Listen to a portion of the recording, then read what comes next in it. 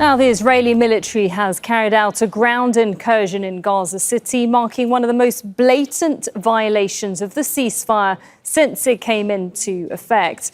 Israeli forces and tanks have advanced around 300 meters beyond the so-called yellow line. That's the one you can see there. And that's where Israeli forces had withdrawn to, as agreed under the ceasefire deal.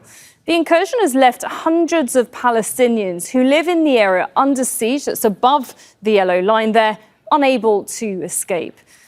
The occupation forces are working daily to shift the yellow line westward, which constitutes another violation of the ceasefire and the maps attached to President Trump's plan. Therefore, this violation requires serious action from the mediators to stop it and restore the yellow line to its agreed position. And Gaza has also witnessed one of its deadliest days since the ceasefire began. Israeli strikes across the Strip have killed at least 30 Palestinians, including children. Attacks are targeting densely populated neighborhoods. They come as Hamas and the Red Cross are continuing their search for the bodies of remaining captives. And there are 3 yet to be handed over to Israel as agreed under the deal.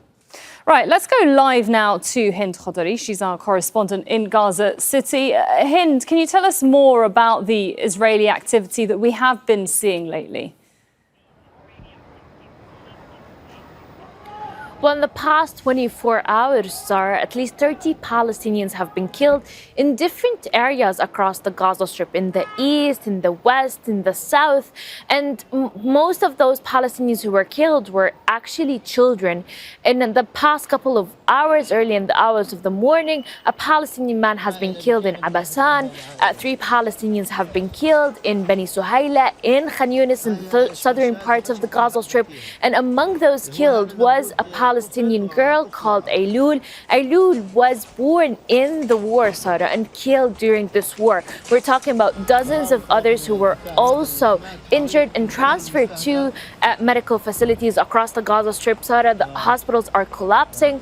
There's no medical equipment or medication, where doctors are saying it's very hard to treat those Palestinians. Palestinians are frustrated as the Israeli forces invaded parts of Shaja'iyya, east of the Gaza Strip, pushed forward the yellow line, pushed it to the south, to the west, taking more land and preventing Palestinians to go to their houses among the yellow line. Now, the yellow line is 53% of what Israel is controlling of Gaza's area, and Palestinians already lost most of their houses and they're unable to reach that area. Now, since the beginning of the ceasefire, at least 300 Palestinians have been killed.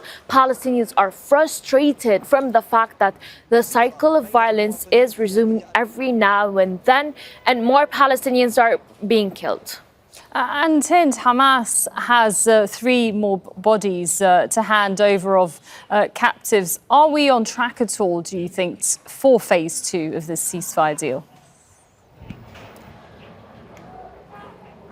Well, it is taking a lot of time, Sarah. Since the early hours of the morning, Al-Qassam Brigade's fighters, along with the ICRC, were permitted to cross the yellow line in a Zaytun neighborhood in the eastern parts of the Gaza City to look for these 3 left bodies. Now, we do not know if in the next upcoming hours they're going to find one of those bodies or they're going to find the 3 of them. But we know that Al-Qassam Brigades have been calling for more equipment. They have been calling for more technicians. And what we also need to know is Palestinians are waiting more than anyone else for these bodies to be handed over to the Israeli authorities, because Palestinians feel that their lives are on hold until these the bodies are handed over to the Israeli authorities. All right, thank you very much, Hind Khoudary there. Don't miss out, get the full picture. Subscribe to Al Jazeera for reliable news and expert insights. Like, share, stay ahead.